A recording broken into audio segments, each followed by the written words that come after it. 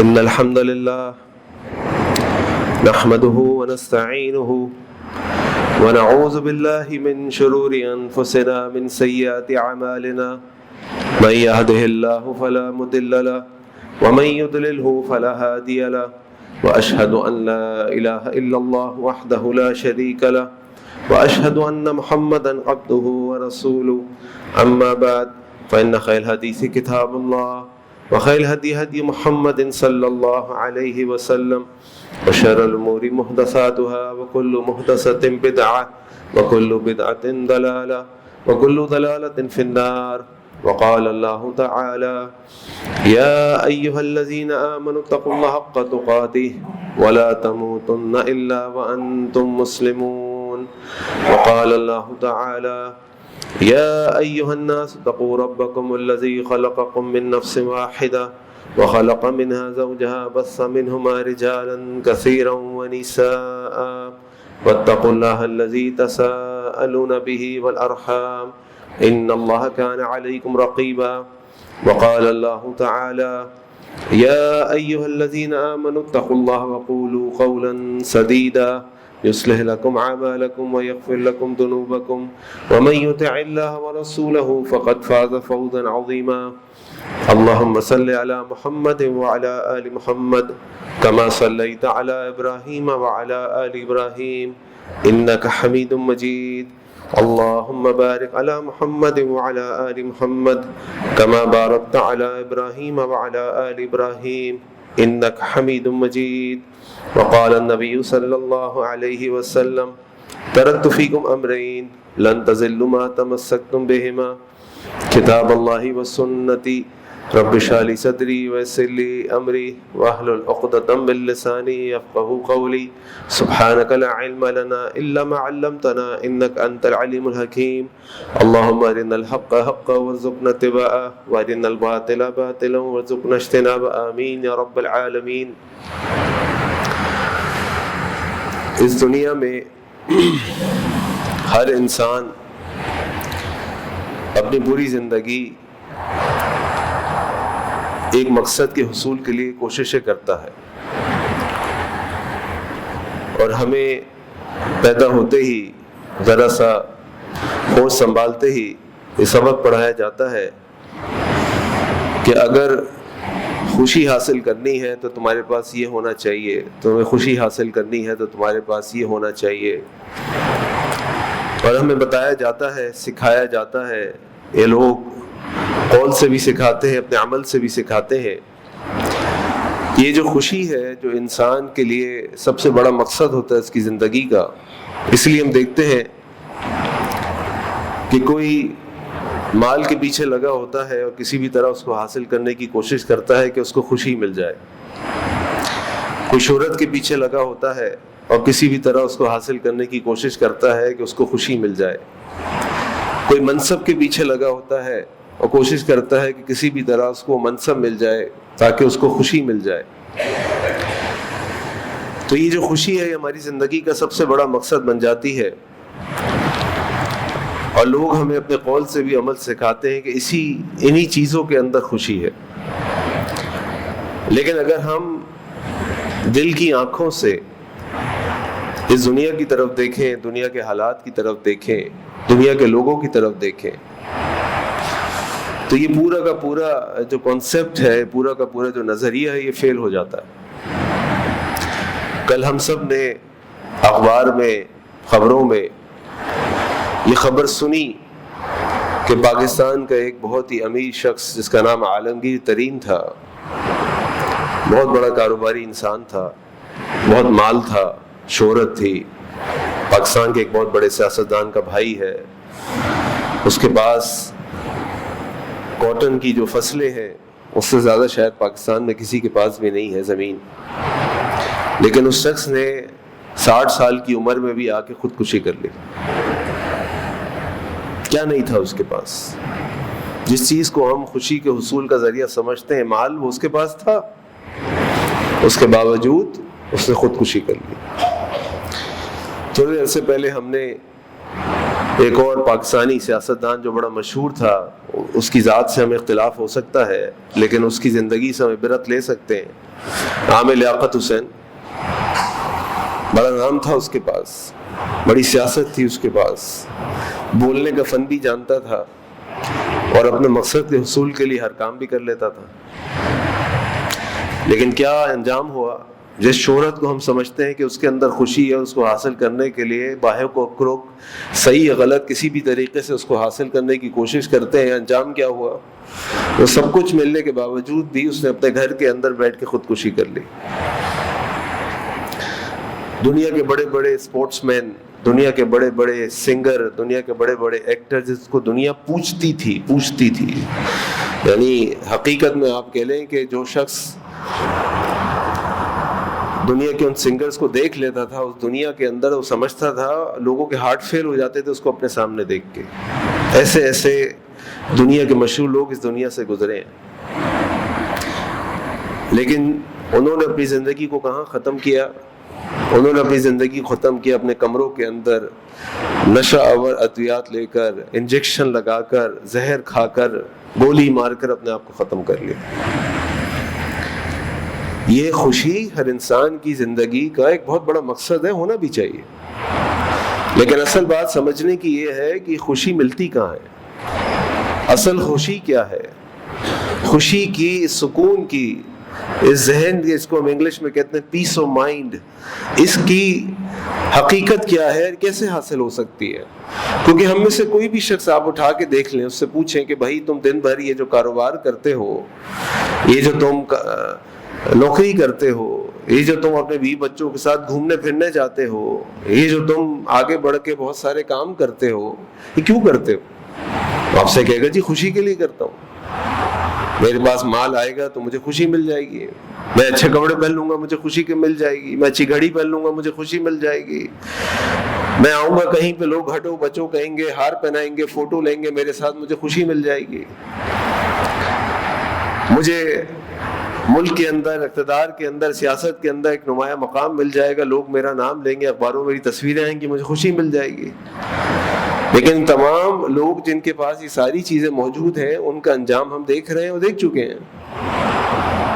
اس کا مطلب یہ ہوا کہ اللہ تعالیٰ ہمیں اس حقیقت کی طرف توجہ دلا رہے ہیں کہ خوشی اصل یہ نہیں ہے۔ اگر یہ خوشی ہوتی تو یہ خودکشی کرتے؟ اپنی زندگی سے تنگ آ کے انسان خودکشی کرتا ہے نا، خوش ہو کے تو کوئی خودکشی نہیں کرتا۔ تو آخر انہوں نے خودکشی کیوں کی؟ یعنی ان کو سکون پھر بھی کیوں نہیں مل سکا؟ ان کو خوشی پھر بھی کیوں نہیں مل سکی؟ یہ رات کو بغیر گولیوں کے پھر بھی کیوں نہیں سو سکے؟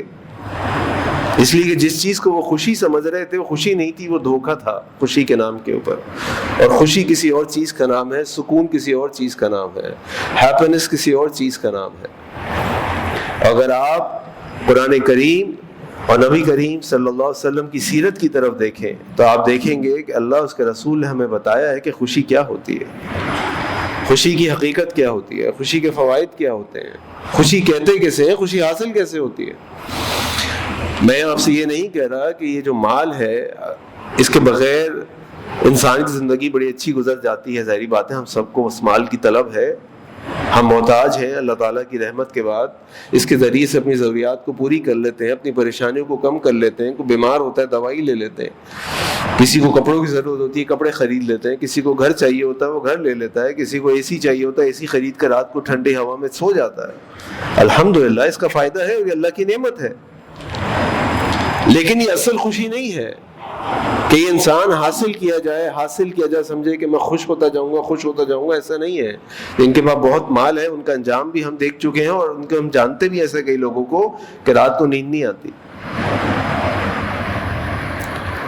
تو شریعت ہمیں یہ بتاتی ہے کہ خوشی جو ہے وہ دو قسم کی ہوتی ہے، ایک ہوتی ہے عارضی خوشی اور ایک ہوتی ہے دائمی ہمیشہ کی رہنے والی خوشی، اور یہ دونوں ہی انسان کو مطلوب ہے، یہ دونوں کی انسان کو ضرورت ہے اور دونوں کے لیے کوشش بھی کرنی چاہیے۔ یہ جو دنیا میں انسان کو خوشی ملتی ہے یہ بھی خوشی ہے، اس کی اولاد نیک ہو، اس کی اولاد اس کی آنکھوں کی ٹھنڈک ہو، اس کے گھر کے اندر راحت اور سکون ہو، میاں بیوی میں جھگڑا نہ ہو، اس کا کاروبار اچھا چلتا ہو، وہ اپنے کام پہ جاتا ہو، کام سے آتا ہو، اپنے گھر والوں کے ساتھ وقت گزارتا ہو، اس کو بیماری نہ ہو، تکلیف نہ ہو، یہ خوشی ہے الحمدللہ، اس پہ اللہ کا شکر بھی ادا کرنا چاہیے۔ لیکن یہ دائمی خوشی ہے، یہ خوشی دنیا میں ہی ختم ہو جائے گی، لیکن یاد رکھیں کہ یہ خوشی، دنیا کی خوشی ایسی خوشی ہے جو ابدی نہیں ہے۔ اس دنیا کے اندر امتحان بھی ہیں، آزمائشیں بھی ہیں، تکالیف بھی ہیں، پریشانیاں بھی ہیں۔ اسی لیے تو اللہ تعالیٰ نے اس دنیا کا نام دار الابتلاء رکھا ہے۔ اسی لیے تو اللہ تعالیٰ نے بار بار قرآن میں فرمایا الذی خلق الموت والحیاۃ لیبلوکم ایکم احسن عملا۔ ہم نے اس موت اور زندگی کو پیدا کیا تاکہ ہم آزمائیں کہ تم میں سے کون سب سے زیادہ احسن عمل کرنے والا ہے۔ تو سب سے پہلی چیز جس سے، اور جو دو ابدی خوشی ہے، وہ ابدی خوشی ہے آخرت کی خوشی، وہ خوشی جو کبھی ختم نہیں ہوگی، وہ خوشی جس میں کبھی آزمائش نہیں آئے گی، وہ خوشی جس میں کوئی تکلیف نہیں ہوگی، صرف خوشی اور خوشی ہوگی اور انسان کو کوئی پریشانی نہیں ہوگی۔ اصل ہماری زندگی کا جو مقصد اور ہونا چاہیے وہ آخرت کی جو دائمی ہمیشہ رہنے والی خوشی ہے، اس کا حصول ہونا چاہیے۔ تو سب سے پہلی چیز جس سے انسان کو اس دنیا میں بھی آخرت میں بھی خوشی حاصل ہوتی ہے، ہو سکتی ہے، وہ ہے ایک مضبوط ایمان انسان کا جب اللہ پر ہوتا ہے۔ دیکھیے یہ تو ہم سمجھتے ہیں، جانتے ہیں، ہم میں سے ہر کوئی اس سے گزرتا بھی ہے کہ دنیا کی زندگی کے اندر ہماری آزمائشیں کبھی بیوی بچوں کی طرف سے ہے، کبھی مال کی طرف سے ہے، کبھی صحت کی طرف سے ہے، کبھی معاشرے کی طرف سے ہے، کبھی پڑوس کی طرف سے ہے، اور یہ سب ہم سے گزر رہے ہوتے ہیں۔ لیکن اگر انسان کا ایمان مضبوط ہوتا ہے کہ ہر چیز اللہ دیکھ رہا ہے، ہر ظلم کا بدلہ نیکی کی صورت میں، بدلے کی صورت میں مجھے آخرت میں ملنا ہے، صبر کا بدلہ جنت ہے، صبر کرنے والوں کے لیے اللہ تعالیٰ نے جنت میں محلات بنائے ہیں، تو انسان خوش رہتا ہے۔ انسان جب اپنی اس زندگی کی طرف سوچتا ہے تو وہ خوش رہتا ہے کہ کوئی بات نہیں، تھوڑے دن کی زندگی ہے۔ اگر آپ قرآن کریم کا مطالعہ کریں اور آپ دیکھیں کہ اللہ تعالیٰ نے جو انبیاء کے واقعات ہمیں بیان کیے ہیں، تو یہ خالی واقعات نہیں ہیں کہ آپ واقعات پڑھیں کہ موسیٰ علیہ السلام تھے، ابراہیم علیہ السلام تھے، اسماعیل علیہ السلام تھے، لوط علیہ السلام تھے، داؤد علیہ السلام تھے، اور بس ہو گیا معاملہ ختم۔ نہیں، ہر نبی کے واقعے کے اندر ہمارے لیے زندگی گزارنے کا کوئی نہ کوئی اصول ہے، اور ہماری زندگی کے کسی نہ کسی موقع کے لیے کوئی نہ کوئی رہنمائی ہے۔ انسان شدید بیمار ہو جائے، کوئی اس کے قریب نہ آئے، سب کچھ ختم ہو جائے، سب کچھ مال لگ جائے، تو ایوب علیہ السلام کی زندگی دیکھ لیجیے۔ انسان بالکل آزمائشوں میں چلا جائے، کہیں سے کوئی بچنے نکلنے کا راستہ نہ ہو، اندھیرے ہی اندھیرے ہو، تو یونس علیہ السلام کی زندگی کو دیکھ لیجئے کہ جب وہ مچھلی کے پیٹ کے اندر تھے، وہاں سے کسی کو باہر نکلنا ممکن ہے؟ انسان کی اولاد چھن جائے، کسی انسان کی اولاد کا جو غم ہوتا ہے، اس سے بڑا غم کوئی نہیں ہوتا۔ اور ابھی قربانی کی سنت ہم نے ادا کی ہے، اس کے لیے بھی میں نے آپ کے سامنے فلسفہ قربانی پیش کیا تھا قربانی کے دنوں سے پہلے، کہ اللہ تعالیٰ نے ابراہیم علیہ السلام کو اپنے بیٹے اسماعیل علیہ السلام کی آزمائش میں ڈالا، اور اس آزمائش پہ پورا اترنے کے خوشی کے طور پہ اس سنت کو جاری کر دیا، زندہ کر دیا کہ انسان ایک دمبے کو، ایک جانور کو اللہ کے راستے میں ذبح کرے، لیکن مقصد جانور ذبح کرنا نہیں، مقصد اپنے اسماعیل کو ذبح کرنا ہے۔ ہم میں سے کسی کی اگر ایک اولاد چلی جائے تو ہماری زندگی اندھیرے میں آ جاتی ہے، ختم ہو جاتی ہے۔ اللہ کے نبی صلی اللہ علیہ وسلم کے 6 بچے ان کے سامنے چلے گئے، 6 بچے، اور 7واں جو بچا اس کے بارے میں بھی اللہ کے نبی صلی اللہ علیہ وسلم کو جانے سے پہلے بتا دیا گیا کہ تم سے سب سے پہلے ملنے والی تمہاری بیٹی فاطمہ ہوگی۔ آپ سوچیں کتنی بڑی آزمائش۔ تو یہ قرآن کے اندر جب یہ واقعات ہم پڑھتے ہیں، یہ آیات ہم پڑھتے ہیں، تو اس سے ہمیں یہ مضبوطی ملتی ہے، یہ قوت ملتی ہے کہ اصل خوشی جس کے لیے ہم نے اپنی زندگی کو گزارنا ہے، وہ دنیا کی دائمی خوشی نہیں ہے، وہ آخرت کی خوشی ہے جو ہمیشہ رہنے والی ہے۔ تو جب انسان اس ایمان کے ساتھ زندگی کو گزارتا ہے، اللہ پہ مضبوط توکل ہوتا ہے، مایوس نہیں ہوتا، اس لیے اللہ تعالیٰ نے قرآن میں فرمایا انہ لا ییأس من روح اللہ، کہ جو ایک مومن ہوتا ہے وہ کبھی اللہ کی رحمت سے نا امید نہیں ہوتا. اس کو معلوم ہے کہ ہر اندھیرے کے بعد روشنی ہے، مرنے کے بعد جو زندگی ہے اس میں ان تمام تکالیف کا، آزمائشوں کا مجھے بدلہ ملے گا، اور اگر میں نے صبر کیا تو اللہ تعالیٰ اس صبر کے بدلے مجھے جنت دیں گے. دوسری چیز جس کے ذریعے انسان کو خوشی، اصل خوشی ملتی ہے، وہ اللہ تعالیٰ کا شکر ہے. ہر حال میں اللہ کا شکر ہے. ہم بہت جلدی اللہ تعالیٰ سے مایوس ہو جاتے ہیں، کیونکہ اصل میں ہمارا جو دیکھنے کی صلاحیت ہے نا، دور تک دیکھنے کی بڑی محدود ہے. ہم اللہ تعالیٰ کے ساتھ ایسا سودا کرنا چاہتے ہیں کہ بس جو ہم اللہ سے مانگے وہ ہمیں مل جائے.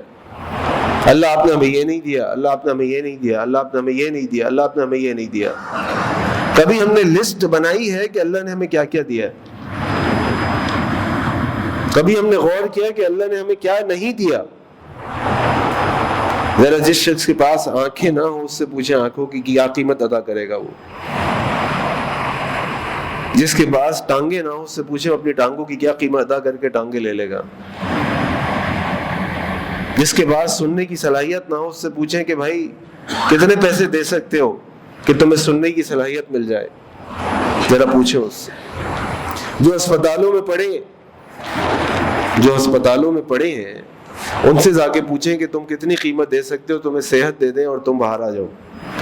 بلکہ اسی عالمگیر ترین کے بارے میں سوچنے سے خودکشی کی کہ اس کے بعد دنیا کی کتنی دولت نہیں تھی کہ وہ دولت دے کے وہ صحت لے لیتا، جس کے لیے اس نے خط لکھا کہ میں نے اپنی جان لے لی، اور اس نے اپنی جان گنوا دی. اس لاکھوں کروڑوں اربوں روپے ہونے کے باوجود وہ بے بس تھا. اس کو معلوم تھا کہ یہ جو نعمت ہے صحت کی، یہ میں ان پیسوں سے نہیں خرید سکتا. کبھی ہم نے یہ لسٹ بنائی ہے؟ اسی لیے تو اللہ تعالیٰ قرآن میں فرماتے ہیں وَإِن تَعُدُّوا نِعْمَةَ اللَّهِ لَا تُحْصُوهَا. اگر تم اللہ کی نعمتوں کو گننا چاہو تو گننا تو چھوڑ دو، تم سوچ بھی نہیں سکتے کہ اللہ نے تمہیں کتنی نعمتیں دی ہیں. تم اس کا احصاء بھی نہیں کر سکتے، تم اس کے بارے میں گمان بھی نہیں کر سکتے کہ تم جس زندگی کے حصے کی طرف دیکھو گے تمہیں نعمت ملے گی. اتنی نعمتیں اللہ تعالیٰ کی ہمارے پاس. لیکن یاد رکھیں کہ اللہ تعالیٰ نے اصول کیا دیا ہے. اللہ نے اصول یہ دیا ہے لَإِن شَكَرْتُمْ لَأَزِيدَنَّكُمْ. اگر تم شکر ادا کرو گے تو میں تمہیں اور دوں گا، تم شکر ادا نہیں کرو گے میں نہیں دوں گا. وَلَئِن كَفَرْتُمْ. اگر تم نے ناشکری کی إِنَّ عَذَابِي لَشَدِيدٌ. تو میری پکڑ بڑی سخت ہے، میری پکڑ بڑی سخت ہے. اور یہاں پہ اللہ تعالیٰ کے قرآن کا اعجاز دیکھیں کہ اللہ تعالیٰ نے یہ جب اللہ تعالیٰ نے فرمایا نا لَإِن شَكَرْتُمْ، تو اللہ تعالیٰ نے آگے کسی چیز کو مقید نہیں کیا اس کے ساتھ کہ تم ایمان پہ شکر ادا کرو. اللہ نے اس کو کھلا چھوڑ دیا. یعنی جس اللہ کی نعمت پہ تم اللہ کا شکر ادا کرو گے اللہ تعالیٰ اس نعمت کو بڑھا دیں گے.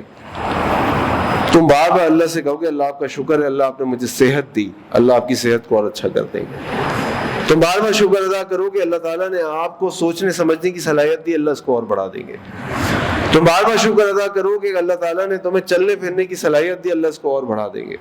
تم بار بار شکر ادا کرو گے کہ اللہ تعالیٰ نے تمہیں ایمان کی نعمت دی، جس دنیا میں آسمان کے نیچے زمین کے اوپر سب سے بڑی نعمت ہے جس کی ہم سب سے کم قدر کرتے ہیں، اللہ تعالیٰ تمہاری ایمان کو بڑھا دیں گے. یہ اللہ تعالیٰ نے اس قرآن کا اعجاز ہے کہ اللہ نے اس کو ایسے نازل کیا، ان الفاظ کے ساتھ نازل کیا کہ اللہ تعالیٰ نے اس کو اوپن چھوڑ دیا. جس چیز میں تم اللہ کا شکر ادا کرو گے وہ بڑھ جائے گی. لیکن یہ وہ اللہ کی نعمت ہے جس میں انسان سب سے زیادہ کمی کرتا ہے، سب سے زیادہ کنجوسی کرتا ہے، جس کا اعتراف، جس کا بارے میں اللہ تعالیٰ نے خود قرآن میں فرمایا وَقَلِيلٌ مِّنْ عِبَادِيَ الشَّكُورُ. میرے بہت کم بندے ہیں جو شکر گزار ہیں، جو قدردان ہیں. تو ہم اگر یہ سوچیں کہ اللہ تعالیٰ نے ہمیں کیا نہیں دیا تو ذرا یہ بھی سوچیں کہ ہم نے آخری بار اللہ تعالیٰ کی نعمتوں کا کس طرح ایک ایک کر کے ذکر کیا اور شکر ادا کیا. اور جب انسان اپنی نعمتوں کو سوچتا ہے، اپنی نعمتوں کی قدردانی کرتا ہے، ان کے بارے میں اپنے خیالات کو ذہن میں لے کر آتا ہے، تو پھر اللہ کا بندہ اللہ تعالیٰ کا شکر گزار بن جاتا ہے. اور اس کو اتنی خوشی ملتی ہے، وہ سوچتا ہے کہ میرے پاس کیا نہیں ہے، میرے پاس کیا نہیں ہے جس پہ میں ناشکری کروں اللہ تعالیٰ کی. جدھر آپ دیکھیں گے آپ کو اپنے سے بدتر حالت میں لوگ مل جائیں گے، جدھر آپ دیکھیں گے، اور جدھر آپ دیکھیں گے اپنے آپ کو لاکھوں کروڑوں سے بہتر پالیں گے. آپ کہیں گے میرا جیسا شاید کوئی بھی نہیں. صرف آپ اس سے اندازہ لگا لیں کہ ابھی جب میں خطبے میں آیا ممبر پہ تو الحمدللہ یہ ہال بھرا ہوا تھا. اب اس دنیا میں کتنے مسلمان ہیں، پہلے ان کی فیس پرسنٹیج نکال لیں. ان مسلمانوں میں سے کتنے لوگ ہیں جو 5 وقت کی نماز پڑھتے ہیں؟ ان 5 وقت کی نماز پڑھنے والوں میں سے کتنے لوگ ہیں جو جمعے کی نماز میں خطیب کے ممبر پر آنے سے پہلے مسجد کے اندر موجود ہوتے ہیں؟ کہ اللہ تعالیٰ کا کتنا بڑا انعام ہے. کتنے یعنی آپ اللہ تعالیٰ کی طرف سے کتنے بلیسڈ لوگ ہیں، کتنے نعمت یافتہ لوگ ہیں کہ اللہ تعالیٰ نے آپ کو توفیق دی، آپ کے لیے آسان کر دیا کہ آپ کا نام فرشتوں کے رجسٹر میں لکھ دیا گیا. سوچیں اس نعمت کو. کتنے لوگ ہیں، کتنے کروڑوں اربوں لوگ ہیں جن کو یہ توفیق نہیں دی اللہ تعالیٰ نے، جن کو یہ موقع نہیں دیا اللہ تعالیٰ نے. تو جب اس نعمت کے بارے میں ہم سوچیں گے، اس پہ اللہ کا شکر ادا کریں گے، تو اگلے ہفتے پھر آنے کی کوشش کریں گے. ہمارا ایمان بڑھ جائے گا، ہماری نیکیاں بڑھ جائیں گی، اللہ تعالیٰ کی طرف سے توفیق بڑھ جائے گی. کیوں؟ کیونکہ ہم نے اللہ تعالیٰ کی اس نعمت کی قدردانی کی ہے، اس کا شکر ادا کیا. تیسری چیز جس سے انسان کو خوشی ملتی ہے وہ یہ ہے کہ انسان اپنے وقت کو فضول ضائع نہ کرے. ہمارا سب سے بڑا مسئلہ یہ ہے کہ ہم یہ تو روتے ہیں کہ ہمارے پاس یہ نہیں ہے، یہ نہیں ہے، نہیں ہے، لیکن جو کچھ ہم کھوتے ہیں اس کی فکر نہیں کرتے. اس کھونے والے وقت کے اندر ہم کیا کچھ کر سکتے ہیں، کیا کچھ سیکھ سکتے ہیں، کیا کچھ کما سکتے ہیں، یہ ہم نہیں سوچتے. اور یہی اللہ کے نبی صلی اللہ علیہ وسلم کی حدیث آپ نے فرمایا نعمتان مغبون فیہما کثیر من الناس الصحہ والفراغ. 2 نعمتیں جو انسانوں کی اکثریت ضائع کر دیتی ہے، جس سے فائدہ نہیں اٹھاتی، وہ کیا ہے؟ الصحہ، اچھی صحت، والفراغ، اور فارغ وقت. آج ہمارا کتنا وقت سوشل میڈیا پہ ضائع ہوتا ہے، ہمارا کتنا وقت فضول کاموں میں ضائع ہوتا ہے، ہمارا کتنا وقت خواہ سونے میں ضائع ہوتا ہے. لیکن اسی وقت کی قدر کر لیں، اسی وقت کا فائدہ اٹھا لیں، کچھ پڑھائی کر لیں، کچھ سیکھ لیں، کچھ کام کر لیں، کچھ محنت کر لیں، تو ہمارے بہت ساری زندگی کے مسائل حل ہو سکتے ہیں. جب وہ مسائل حل ہوں گے تو ہمیں لگے گا کہ ہم اپنی زندگی میں آگے بڑھ رہے ہیں، ہمیں کوئی فائدہ ہو رہا ہے، ایمان کا فائدہ ہو رہا ہے، دین کا فائدہ ہو رہا ہے، دنیا کا فائدہ ہو رہا ہے، مال کا فائدہ ہو رہا ہے. اور مال کا فائدہ ہونا کوئی بری بات نہیں ہے. اللہ تعالیٰ نے دنیا بنائی ہے تو اس لیے بنائی ہے کہ انسان اس دنیا میں بھی ترقی کرے اور آخرت میں بھی ترقی کرے. اس دنیا میں بھی امتوں کو لیڈ کرے، امامت کرے، آخرت میں بھی آگے ہو. تو اگر ہم اپنے کام کو بڑھا لیتے ہیں، اپنے مال کو بڑھا لیتے ہیں، اپنی صلاحیتوں کو بڑھا لیتے ہیں، دنیا کو اپنے ہنر سے، اپنی سوچ سے، اپنی باتوں سے فائدہ پہنچا دیتے ہیں، تو یہ تو اچھی بات ہے. اور جب ہم یہ نہیں کرتے تو ہم پیچھے رہ جاتے ہیں، اور ہم نیکیوں میں بھی پیچھے رہ جاتے ہیں، ہم دنیا میں بھی پیچھے رہ جاتے ہیں. تو انسان نے اگر خوشی حاصل کرنی ہے تو اس کو اپنے وقت کو بہترین طریقے سے استعمال کرنا ہوگا. اگر وہ ایسا نہیں کرتا تو پھر اسے خوشی نہیں، غم ہوگا.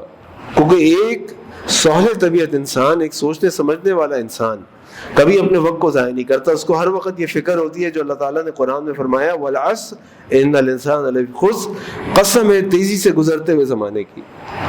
اس کی زندگی ختم ہو رہی ہے. جیسے امام حسن بصری رحمہ اللہ نے فرمایا یا ابن آدم، اے آدم کی اولاد، انک انت الایام، تم دنوں کی طرح ہو. فاذا ذهب یوم ذهب بعدک، جب ایک دن تمہاری زندگی کا ایک دن گزر جاتا ہے تو تمہاری زندگی کا ایک حصہ گزر جاتا ہے. اب آج جو دن ہے، یہ دن، یہ وقت قیامت تک دوبارہ نہیں آئے گا. یہ گزر گیا میری زندگی سے. اب اس کو میں نے سوتے ہوئے گزارا، میں نے اس کو سوشل میڈیا پہ ٹائم ضائع کرتے ہوئے گزارا، میں نے اس کو کوئی ٹی وی فلمیں دیکھتے ہوئے گزارا، میں نے اس کو خامخواہ لوگوں سے فضول گفتگو میں گزارا. یہ گزر گیا. لیکن اگر یہی وقت جو میں نے گزارا کسی ایسے کام میں، کسی ایسی چیز میں گزارتا جس سے میری دنیا یا آخرت کا فائدہ ہوتا تو مجھے خوشی ہوتی، مجھے سوچ کے غم نہیں ہوتا. تو جب انسان اپنے وقت کو ضائع کرتا ہے تو اس کی خوشی نہیں اس ملتی اس کو. ہم سمجھ رہے ہیں کہ ہم سوشل میڈیا پہ خوش ہو جائیں گے, کوئی خوش نہیں ہوتا, اور حسرتیں بڑھ جاتی ہیں. اس کو دیکھو اس کو یہ مل گیا, اس کو دیکھو اس نے یہ کر دیا, اس کو دیکھو وہ یہاں چلا گیا, اس کو دیکھو وہ یہ کھا رہا ہے, اس کو دیکھو وہ یہ پہن رہا ہے, اور حسرتیں بڑھ جاتی ہیں, اور خواہشات بڑھ جاتی ہیں, اور مادی خواہشات بڑھ جاتی ہیں, کیونکہ اس میں تو ہمیں چکاچون نظر آ رہی ہوتی ہے بجائے اصل حقیقت کے. چوتھی چیز جس سے انسان کا خوشی اور سکون بڑھتا ہے, اور دنیا میں بھی اور آخرت میں بھی, وہ ہے کہ جب انسان دوسروں کو خوشی پہنچانے کی کوشش کرتا ہے. ہم سب اپنی خوشی کے حصول میں لگے ہوتے ہیں, اور اپنی خوشی کے حصول میں دوسروں کی خوشیوں کو برباد کرنے کو بھی تیار ہو جاتے ہیں. اللہ کا تعالیٰ, اللہ کے نبی صلی اللہ علیہ وسلم کی حدیث آپ نے فرمایا, واللہ فی عون العبد ما کان العبد فی عون اخیہ. اللہ اپنے بندے کی مدد میں اس وقت تک لگا رہتا ہے جب تک بندہ اپنے بھائی کی مدد میں لگا رہتا ہے. آپ خود اس بات پہ غور کریں اور سوچیں کہ کبھی اگر آپ نے راستے سے گزرتے ہوئے کسی نابینا شخص کو, کسی بوڑھے شخص کو ہاتھ پکڑ کے روڈ کراس کرا دیا ہو, تو کتنی دیر تک آپ نے اپنے دل میں ٹھنڈک محسوس کی ہوتی ہے. الحمدللہ یار ایک اچھا کام کر لیا, آج سکون ملتا ہے ہمیں. خوشی حاصل کرنے کا بہترین طریقہ دوسروں کو خوشی پہنچانا ہے, دوسروں کے کام آنا ہے, دوسروں کی تکلیفوں کو دور کرنا ہے, دوسروں کی مصیبتوں کو ختم کرنا ہے. آج ہم اپنی مادی خوشیوں کو حاصل کرنے کے لیے, مثلاً مال حاصل کرنے کے لیے, دوسروں کی جیبوں پہ ڈاکہ ڈال دیتے ہیں, دوسروں کے ساتھ خیانت کر لیتے ہیں, دوسروں کی وراثت کھا جاتے ہیں, دوسروں کا حق مار لیتے ہیں, اور ہم سمجھتے ہیں ہمیں خوشی مل جائے گی. خوشی نہیں ملے گی. جب یہ ایسا دل میں خیال ہے نا کہ یہ مال بھی مجھے مل جائے, چاہے ایمانداری سے ملے یا بے ایمانی سے, تو ان لوگوں کی طرف دیکھ لیں کہ جو اتنے مال, شہرت, عہدے ہونے کے باوجود خودکشیاں کر لیتے ہیں. اگر اس کے اندر خوشی اور راحت ہوتی تو کبھی ایسا نہ کرتے. یہ اپنا مال جانتے تھے, اپنا مال خرچ کر کے سکون نہیں حاصل کر سکتے, خوشی حاصل نہیں کر سکتے. یہ جان گئے تھے اس حقیقت کو. اور اسی لیے ہم دیکھتے ہیں کہ ہمارے دین نے اس بات کے اوپر کتنی اہمیت ڈالی ہے, کتنی اہمیت ڈالی ہے کہ انسان دوسروں کے کام آئے, انسان دوسروں کی فکر کرے, دوسروں کی پریشانیوں کو دور کرے. کتنی اہمیت ڈالی ہے. تو اگر آپ خوشی حاصل کرنا چاہتے ہیں جو دنیا میں بھی اور آخرت میں بھی, تو دوسروں کی خوشی, دوسروں کو خوشی پہنچانے کی کوشش کریں. اور پانچویں چیز یہ کہ جس سے انسان کو اصل میں خوشی ملتی ہے, وہ خوشی یہ ہے کہ ہم سمجھتے ہیں کہ جب ہم مادی چیزیں لے لیں گے, ہمارے پاس اچھے کپڑے آ جائیں گے, ہمارے پاس اچھی گاڑی آ جائے گی, ہمارے پاس اچھا موبائل آ جائے گا, تو ہم خوش ہو جائیں گے. نہیں, ایسا نہیں ہے. اصل خوشی ملتی ہے جب انسان اپنے رشتوں کو اچھا بناتا ہے, اپنے معاملات کو اچھا بناتا ہے, اپنی زندگی میں جو لمحات ہیں ان کو انجوائے کرنے کی کوشش کرتا ہے, تو خوشی ملتی ہے. آپ 50 لاکھ روپے کی گاڑی لے لیں, اس کو چلا لیں, کچھ دن چلانے کے بعد آپ کو لگے گا وہ گاڑی زیادہ اچھی ہے, میری گاڑی بیکار ہے.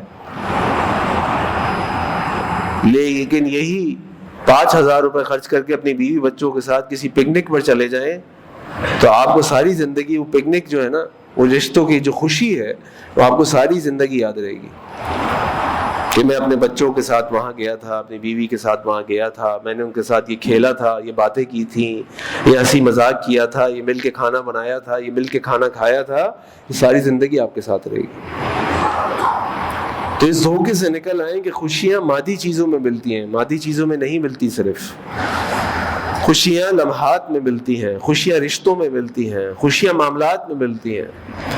کہ کوئی آپ کے بارے میں کہے کہ یار, جیسے میں نے آپ کے سامنے ایک دفعہ امانت کے اوپر دست رکھا تھا کہ اللہ کے نبی صلی اللہ علیہ وسلم کی حدیث آپ سے فرمایا, ایک زمانہ آئے گا کہ جب کسی لوگوں کو کسی کے پاس امانت رکھوانے کی ضرورت پڑے گی, تو ان کے بستی کے اندر ان کو کوئی ایسا شخص نہیں ملے گا کہ جس کے پاس وہ امانت رکھوا سکیں, کہ وہ پوری ایمانداری سے اس امانت کا حق ادا کرتے ہیں. ان کو کہا جائے گا کہ فلاں ایک بستی ہے, وہاں ایک شخص رہتا ہے, جاؤ اس کے پاس اور اس کے پاس اپنی امانت رکھوا دو, وہ تمہاری امانت میں خیانت نہیں کرے گا.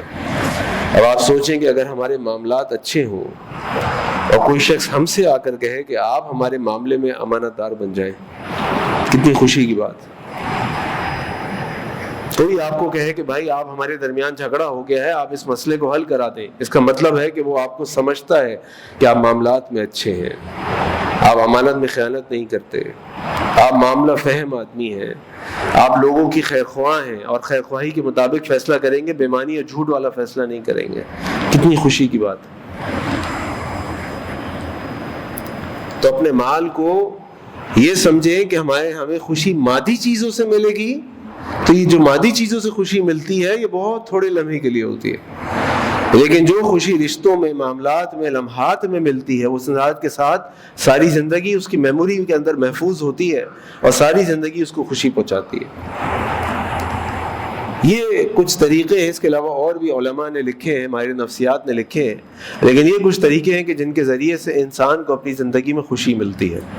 یہ 5 چیزیں جو میں نے آپ کے سامنے رکھی ہیں، وہ نمبر 1، سب سے پہلے کہ اللہ تعالیٰ کے ساتھ بندے کا ایمان اور تعلق مضبوط ہو، اس کو ہر وقت یہ پتہ ہو کہ اصل راحت اللہ کی طرف سے ملتی ہے اور اصل راحت اللہ کے پاس ہے۔ نمبر 2، وہ ہر حال میں اللہ کا شکر ادا کرنے والا ہو، کوئی بھی تکلیف، کوئی بھی پریشانی، کوئی بھی معاملہ ہو، وہ کہ اللہ کا شکر، الحمدللہ اللہ نے مجھے اس نعمت سے نوازا۔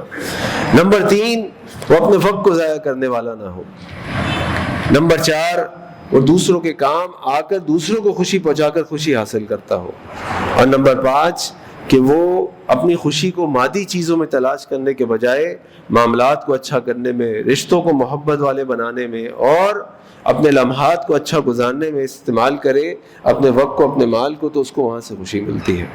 اللہ تعالیٰ سے دعا ہے کہ اللہ تعالیٰ ہم سب کو حقیقی خوشی عطا فرمائے، اللہ تعالیٰ ہمیں دنیا میں بھی خوشی عطا فرمائے، اللہ تعالیٰ ہمیں آخرت میں بھی خوشی عطا فرمائے۔ وآخر دعوانا ان الحمدللہ رب العالمین۔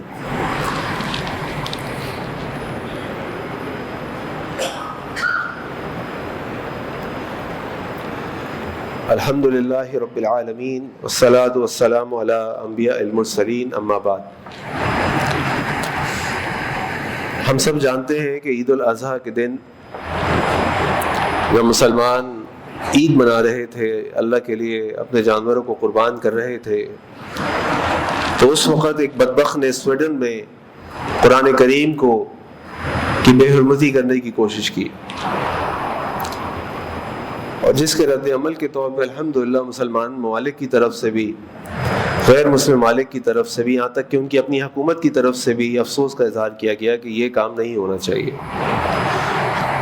اور ہمیں بھی ہر فورم کے اوپر، ہر لیول کے اوپر اس کے خلاف اپنا احتجاج ریکارڈ کرانا چاہیے، اس طریقے سے کہ وہ احتجاج پرامن ہو، وہ احتجاج ایک اچھے طریقے سے ہو اور ایک مؤثر طریقے سے ہو، کہ نہ صرف یہ کہ آئندہ کبھی اس قسم کی حرکت نہ ہو، بلکہ یہ جو فریڈم آف اسپیچ کا جعلی نعرہ ہے کہ جب ان کے خداؤں پر بات آتی ہے تو وہ فریڈم آف اسپیچ کو بھول جاتے ہیں، اور جب مسلمانوں پر بات آتی ہے تو ان کو فریڈم آف اسپیچ یاد آ جاتا ہے، یعنی آزادی حق رائے ان کو یاد آ جاتا ہے۔ جبکہ ہمارا دین اسلام تو ہمیں یہ کہتا ہے کہ اپنے رب کی عزت کرو، اپنے رب کی کبریائی بیان کرو اور ان کے جھوٹے خداؤں کو برا نہ کہو، کہیں ایسا نہ ہو کہ وہ لا علمی میں اور جہالت میں تمہارے خدا کو برا کہے۔ اور ہم اپنے اس قرآن کے اصول پر قائم و دائم ہیں الحمدللہ۔ نہ ہم کسی کی بے حرمتی کرتے ہیں، نہ ہم کسی کی بے عزتی کرتے ہیں، نہ ہم کسی کا مذاق اڑاتے ہیں، بلکہ ہم کہتے ہیں کہ بھائی لکم دینکم ولی دین، تمہیں تمہارا دین مبارک ہو، ہم اپنے دین کے اوپر الحمدللہ راضی اور خوشی ہیں۔ یہ تو اس قرآن کی بے حرمتی کا ایک رخ ہے، لیکن اگر آج وہ شخص جو سویڈن میں ہے جس نے اس قرآن کی بے حرمتی کی، اس سے سوال کیا جائے کہ بھائی یہ بتاؤ کہ تمہیں معلوم ہے کہ اللہ کون ہے؟ کیا تم اس کے احسانات کو جانتے ہو؟ کیا تم اس کی کبریائی کو، اس کی بڑائی کو، اس کی خدائی کے بارے میں جانتے ہو؟ تم اس کی حقانیت کے بارے میں جانتے ہو؟ تو میرا گمان یہ ہے، وہ کہے گا کہ بس میں نے اتنا ہی سنا ہے کہ ایک مسلمان ہوتا ہے، اس کا ایک رب ہوتا ہے، وہ ان کو رب مانتا ہے، اور مسلمان جو ہے دنیا میں معاذ اللہ دہشت گردی پھیلاتے ہیں، مسلمان جو ہے وہ دنیا میں یہ کرتے ہیں، یہ کرتے ہیں، یہ کرتے ہیں، اور ان سے کسی کو کوئی خیر نہیں ملتی، اس لیے میں نے اشتعال میں آ کر ایسا کام کیا، میں ان کے خلاف ہوں۔ اور اگر آپ اکثر غیر مسلموں سے پوچھیں نا تو ان کا بھی یہی سوچ اور رائے ہے۔ اب سوال یہ پیدا ہوتا ہے کہ ان کی سوچ اور رائے کیوں ہے؟ اگر میں آپ سے یہ کہوں کہ آپ کے محلے میں ایک شخص رہتا ہے جس کا نام شنکر لال ہے، وہ شنکر لال مر گیا، تو آپ کہیں گے چلو زمین پاک ہو گئی، ہندو مر گیا۔ لیکن اگر میں آپ سے یہ کہوں کہ وہ شنکر لال جو مر گیا، جب تم پڑھائی کے سلسلے میں یا نوکری کے سلسلے میں ملک سے باہر تھے اور تمہارے بوڑھے ماں باپ محلے میں رہتے تھے، تو ایک دن تمہارے باپ کی طبیعت شدید خراب ہو گئی رات کو، اور شنکر لال جو ان کا پڑوسی تھا وہ رات کو تمہارے باپ کو ہسپتال میں لے کر گیا، اس نے تمہارے باپ کی خدمت کی، جتنے ہسپتال کے اخراجات تھے تمہاری ماں کے پاس وہ پیسے نہیں تھے کہ وہ انتظام کرتی، اس نے اپنی جیب سے وہ اخراجات ادا کیے، حتیٰ کہ اس کے اپنے گھر میں ضرورت تھی اس کی، اور وہ اس وقت تک تمہارے باپ کی خدمت کرتا رہا جب تک تمہارا باپ ہسپتال سے صحت کے ساتھ واپس نہیں آ گیا۔ اور اب تمہیں بتایا جائے کہ وہ شنکر لال مر گیا، تو اب تمہارا شنکر لال کے بارے میں کیا خیال ہوگا؟ تم کہو گے تھا تو وہ ہندو، مرا وہ شرک کی حالت میں، مغفرت کی دعا میں اس کی کر نہیں سکتا، لیکن بہرحال وہ ایک اچھا انسان تھا، اس نے میرے ماں باپ پہ احسان کیا، میرے اوپر احسان کیا، ہماری ضرورت کے وقت کام آیا، مشکل ہوئی تو اپنا پیٹ کاٹ کر اپنا مال میرے لیے خرچ کر دیا، تو ایک اچھا آدمی تھا۔ کیا دنیا والوں کو پتہ ہے کہ اللہ اور اس کے رسول صلی اللہ علیہ وسلم نے اس دنیا پر کیا احسانات کیے؟ کیا ہم نے ان تک یہ پیغام، یہ میسج پہنچایا ہے کہ نبی کریم صلی اللہ علیہ وسلم وہ تھے کہ جب انسان جانوروں کی طرح زندگی گزارتا تھا، جب انسان جنگلوں میں رہتا تھا، جو طاقتور تھا وہ غریب کا مال کھا جاتا تھا، لوگ اپنی ماؤں سے شادی کر لیتے تھے، عورتوں کے حقوق نہیں تھے، معاشرے میں کوئی رواداری نہیں تھی، کوئی مساوات نہیں تھی، یہ وہ نبی کریم صلی اللہ علیہ وسلم تھے جنہوں نے دنیا میں آ کر دنیا کے سامنے اسلام کو پیش کیا کہ دنیا ایسے نہیں چلے گی، اس دنیا میں اللہ کا دین قائم ہوگا۔ اللہ کا دین یہ ہے کہ تمام انسان اللہ کی نظر میں برابر ہے، اور صرف اسی کی عزت زیادہ ہے جس کے پاس تقوی ہے، اور تقوی انسان کے دل میں ہوتا ہے، تو لہٰذا سب انسان برابر ہے۔ کسی طاقتور کو حق حاصل نہیں ہے کہ کسی غریب کا مال کھا جائے، کسی کو حق حاصل نہیں ہے کہ وہ دوسرے کی وراثت کھا جائے، اللہ نے وراثت کا قانون اتار دیا ہے، کوئی چوری کرے گا تو اس کے ہاتھ کاٹ دیے جائیں گے کیونکہ وہ مال اس کا ہے، کسی کا مال کوئی زبردستی ہتھیا نہیں سکتا، لہٰذا جس نے کسی کا مال کھایا اس کے ہاتھ کاٹ دیے جائیں گے، جس نے کسی کو قتل کیا اس کی گردن اڑا دی جائے گی۔ یہ اس کائنات کے اوپر، اس دنیا کے لوگوں پر کم احسانات ہیں یہ تعلیمات، اور اللہ کے نبی صلی اللہ علیہ وسلم نے ان کو ثابت کر کے، قائم کر کے دنیا کو ثابت کیا کہ یہ قانون قابل، یعنی یہ قائم ہو سکتے ہیں، اور اس کے مطابق جب انسان زندگی گزارے تو ہر انسان کی جان، مال و عزت محفوظ ہو جاتی ہے۔ آج یہ سارے قوانین وہ لوگ لے جاتے ہیں اپنے ملک کے اندر، انہی اسلامی قوانین کے مطابق زندگی گزارتے ہیں، اور ہم جو اس کے علمبردار ہیں، جن کو یہ قانون دیا گیا، جن کو امامت کی ذمہ داری دی گئی کہ وہ دنیا کے سامنے پیش کریں، ہم یہ نہیں کرتے۔ تو جب آپ دنیا کے لوگوں کو یہ بتائیں گے نہیں کہ اللہ کون ہے، اللہ کی بڑائی کیا ہے، اللہ کے احسانات کیا ہیں، رسول اللہ صلی اللہ علیہ وسلم کون ہے، تو ایک سویڈن میں رہنے والا شخص جس کو سویڈش زبان آتی ہو، جس نے عربی کبھی سنی نہ ہو، اس محمد کے نام سے کیا سمجھے گا صلی اللہ علیہ وسلم؟ وہ اس اللہ کے نام سے کیا مطلب لے گا؟ وہ اس قرآن کو کیا پڑھے گا؟ آپ اس کو چھوڑ دیں۔ اگر آج مجھ سے پوچھا جائے کہ تم کیا قرآن کے جو 30 پارے ہیں اس کے ترجمے کو پڑھ سکتے ہو عبادت کے ساتھ، تو میرا جواب کیا ہوگا؟ کوئی مجھ سے سوال کرے کہ تم اپنی زندگی میں کتنا وقت تم نے آج تک لگایا ہے اس قرآن کو، اس اسلام کو سمجھنے کے لیے، پڑھنے کے لیے، عمل کرنے کے لیے جتنا تم ہم سے کہتے ہو، تو میرا جواب کیا ہوگا؟ اس قرآن کی بے حرمتی کو ہم وہ تو دیکھتے ہیں کہ اس نے معاذ اللہ، اللہ تعالیٰ ایسے ناپاک عزائم سے دنیا کو محفوظ رکھے کہ قرآن کو جلا دیا، لیکن روز جو قرآن کی بے حرمتی ہمارے اپنے گھروں میں ہو رہی ہوتی ہے، ہماری زندگی میں ہو رہی ہوتی ہے، کبھی اس کے بارے میں ہم نے سوچا؟